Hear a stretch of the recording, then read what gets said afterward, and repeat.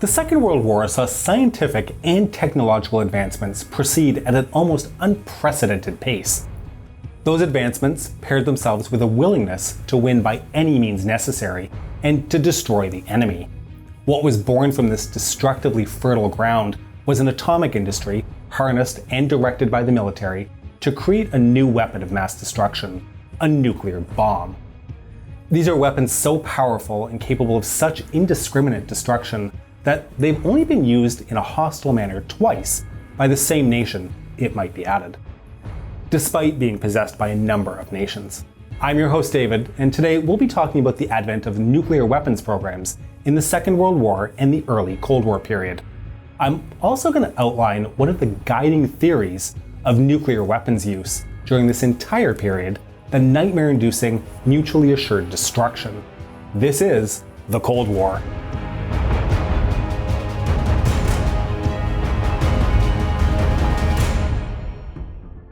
So, to start, we should probably go over a quick history of the development of the atomic bomb. For once, our story isn't going to start during World War II, but rather just before, with the discovery in 1938 in Germany of a process called nuclear fission. This is a process where atoms of radioactive material are split, causing a powerful release of energy. This knowledge and research, as I'm sure you would expect, was quickly taken over by various militaries to see if it could be harnessed into a usable weapon.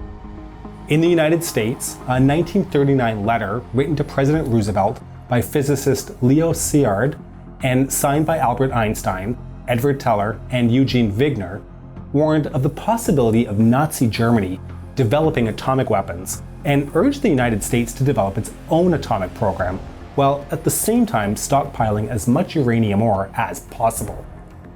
In October of 1941, Roosevelt approved the Army to begin an atomic research program. Just over a year later, in December of 1942, one of the most famous science experiments of all time was established, the Manhattan Project, bringing together scientists and the military to build an atomic weapon. The United Kingdom was also invited to participate in the Manhattan Project. However, they already had their own independent research project underway, codenamed Alloy Tubes, and Churchill declined the offer of cooperation. American offers of financial cooperation were also refused, as the British felt their own program was further ahead than the Americans, and the British did not want to lose control of the technology. However, due to financial stress from the war, the British had a difficult time providing adequate funding, leading Churchill to eventually agree to cooperate with Roosevelt, albeit informally. By 1943, however, British cooperation had all but ceased, with the British no longer sending scientists or even their research to the United States. In response, the US stopped sharing any of their information. Collaboration only resumed after the August 1943 Quebec Agreement, at the urging of the scientists involved in the projects themselves. This sort of reminds me of my kids fighting over a toy until I need to step in and break up the fight. Only, in this case, the politicians are the kids, and the scientists are the adults. Not much of a stretch, really. Anyways, back to the Manhattan Project. By June of 1944, 130,000 people were dedicated to the program. In a time of total war, this was a major undertaking, assigning so many skilled workers and scientists to one specific project. The project itself, under the direction of the theoretical physicist Robert Oppenheimer, and primarily located in Los Alamos, New Mexico, was cloaked in secrecy. The vast majority of the people involved in the project actually had no idea what they were even working on. Any mention of the project's purpose was punishable with a severe fine or a 10-year jail term.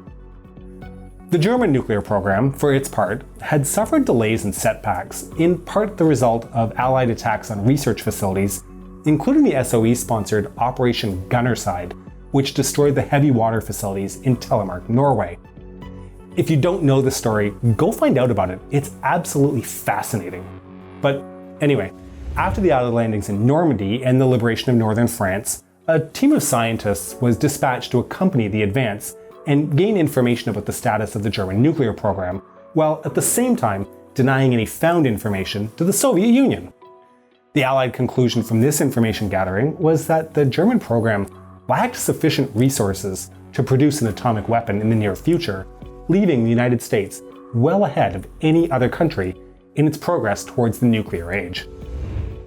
On July 16, 1945, the Trinity test was conducted at the Alamogordo bombing range in New Mexico, and the successful completion of the test brought the world into a new age. A few weeks later, on August 6th, the United States stepped further into the history books, detonating Little Boy, a uranium-based weapon over the Japanese city of Hiroshima, becoming the only nation to use a nuclear weapon in anger. 3 days later, it doubled down on this record, detonating Fat Man, a plutonium-based bomb over the city of Nagasaki.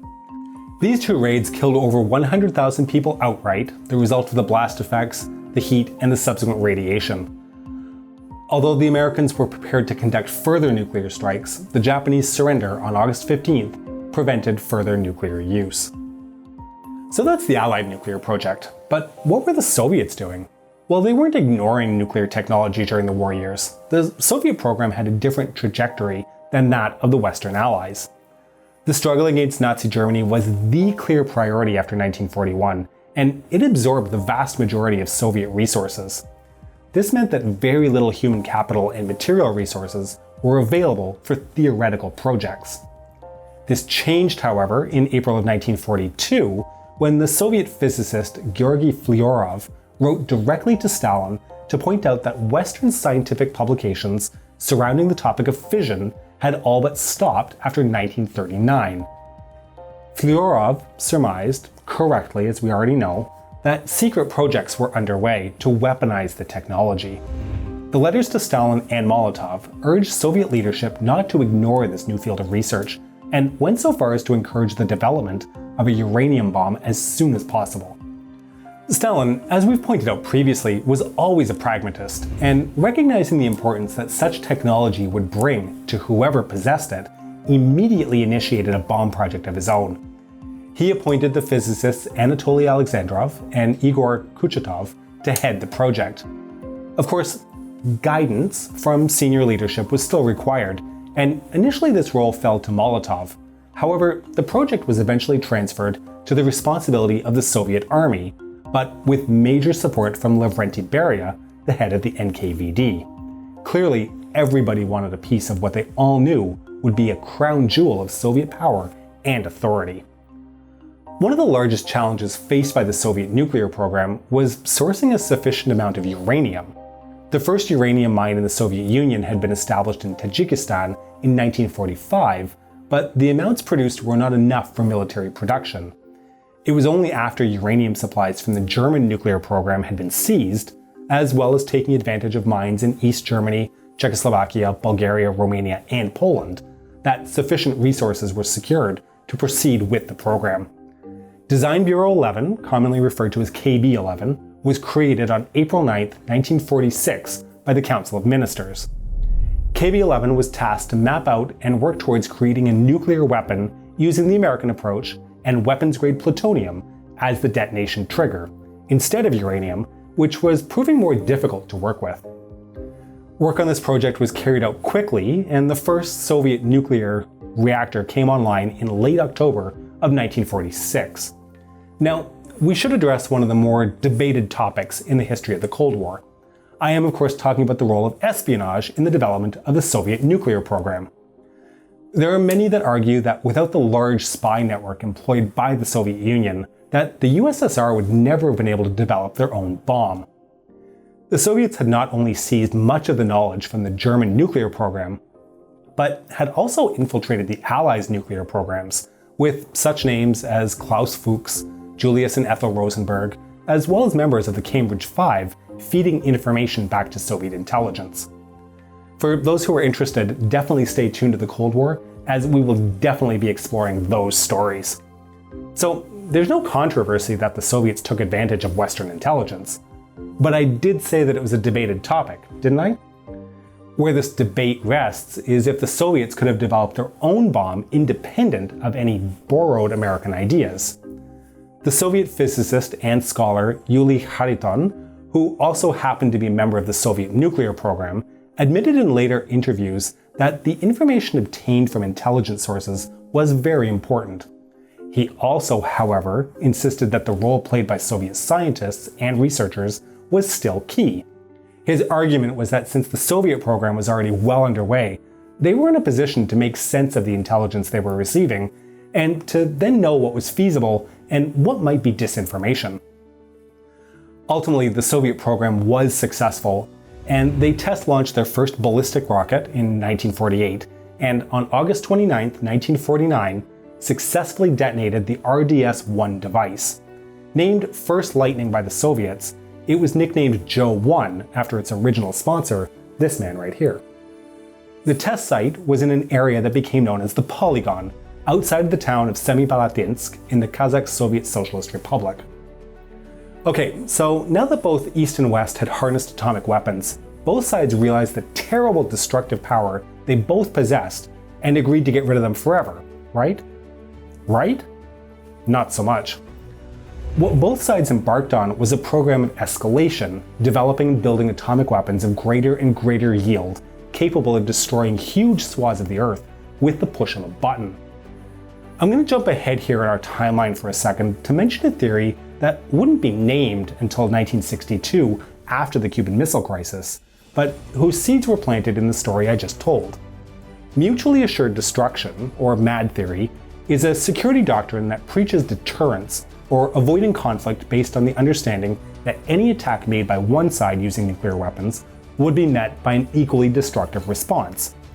MAD theory is basically the understanding that an atomic war, where both sides are armed with enough firepower to destroy the planet several times over, nobody wins, and therefore war is to be avoided. Now, as I said, this is jumping ahead a little from the late 1940s to the early 1960s. We still need to go through the 1950s, which saw unprecedented nuclear advancements of increasingly devastating magnitude, including the Tsar Bomba and the infamous Castle Bravo test. But as we get to those stories, I want you to keep in mind the idea that underpins mutually assured destruction, the total destruction of the planet, and how that can affect both political and social decision making. We hope you've enjoyed today's episode, and so to avoid missing future episodes, please make sure you're subscribed to our channel and press the bell button. We can be reached via email at thecoldwarchannel@gmail.com or on Facebook at www.facebook.com/thecoldwartv. We rely on our patrons to create these videos, so consider supporting us via www.patreon.com/thecoldwar. This is the Cold War Channel, and we will catch you on the next one.